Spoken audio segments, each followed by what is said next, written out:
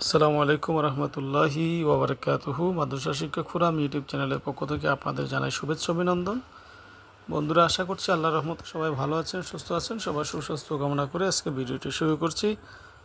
প্রিয় বন্ধুরা, আপনারা জানেন এমপিওভুক্ত শিক্ষকগণ বিভিন্ন বৈষম্যের শিকার।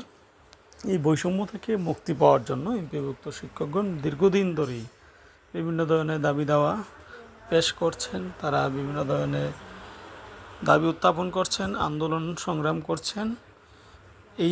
এরই ধারাবাহিকতায় শিক্ষা ব্যবস্থা জাতীয়করণের জন্য ঢাকাতে এমপিওভুক্ত শিক্ষক কর্মচারীদের মহাসমাবেশের ডাক। জাতীয়করণের দাবিতে রাজধানীতে মহাসমাবেশের ডাক দিয়েছেন এমপিওভুক্ত শিক্ষা জাতীয়করণ প্রত্যাশী জোট। আগামী 13ই আগস্ট জাতীয় প্রেস ক্লাবের সামনে সমাবেশ ও সচিবালয় অভিমুখী পদযাত্রার ঘোষণা দিয়েছেন তারা। এমপিওভুক্ত শিক্ষা জাতীয়করণ প্রত্যাশী জোটের সদস্য সচিব অধ্যক্ষ দেলোয়ার হোসেন আজিজি ও আহ্বায়ক অধ্যক্ষ মোহাম্মদ মঈনুদ্দিন স্বাক্ষরিত এক বিজ্ঞপ্তি থেকে তথ্য জানা গেছে। এমপিওভুক্ত শিক্ষকদের দাবি বারবার আলোচনা, টেবিল কনফারেন্স, সংবাদ সম্মেলন, মানববন্ধন করেও পূর্ববর্তী সরকার কোনো কার্যকর পদক্ষেপ নেয়নি। এমনকি জাতীয় প্রেস ক্লাবের সামনে 44 দিন ব্যাপী অবস্থান কর্মসূচি চললেও দাবি উপেক্ষিত থাকে। আগামী 10ই আগস্টের মধ্যে প্রতিশ্রুত ভাতাগুলোর প্রজ্ঞাপন জারি না হলে 13ই আগস্ট থেকে ধারাবাহিক কর্মসূচি পালন করবেন তারা।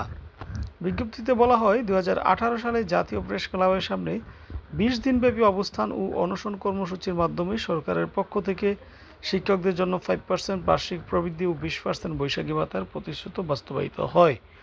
সে সময় সরকার শিক্ষা জাতীয়করণের প্রতিশ্রুতিও দেয়, কিন্তু পরবর্তীকালে তা বাস্তবায়ন হয়নি।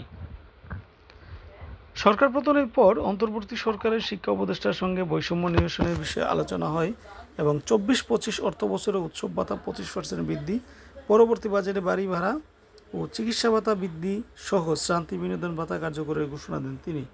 তবে শিক্ষা উপদেষ্টার সুস্পষ্ট ঘোষণা সত্ত্বেও 2025-26 অর্থ বছর শুরু হলেও সরকারি নিয়মে বাড়ি ভাড়া, চিকিৎসা ভাতা, শতভাগ উৎসব ভাতা ও শ্রান্তি বিনোদন ভাতার প্রজ্ঞাপন এখনও জারি করা হয়নি। এতে আরও বলা হয়, 10ই আগস্টের মধ্যে প্রতিশ্রুত ভাতাগুলোর প্রজ্ঞাপন জারি না হলে 13ই আগস্ট থেকে ধারাবাহিক কর্মসূচি শুরু হবে। এই কর্মসূচিকে সফল করতে দেশের সকল এমপিওভুক্ত শিক্ষক কর্মচারী, প্রতিষ্ঠান প্রধান, জেলা ও উপজেলা শিক্ষক নেতৃবৃন্দের সহযোগিতা কামনা করা হয়েছে। বন্ধুরা, আশা করছি বুঝতে পেরেছেন। আগামী 13 তারিখ থেকে ধারাবাহিক কর্মসূচি পালন করবেন এমপিওভুক্ত শিক্ষক কর্মচারীগণ। তারা জাতীয় প্রেস ক্লাব থেকেই তাদের আন্দোলন শুরু করবেন।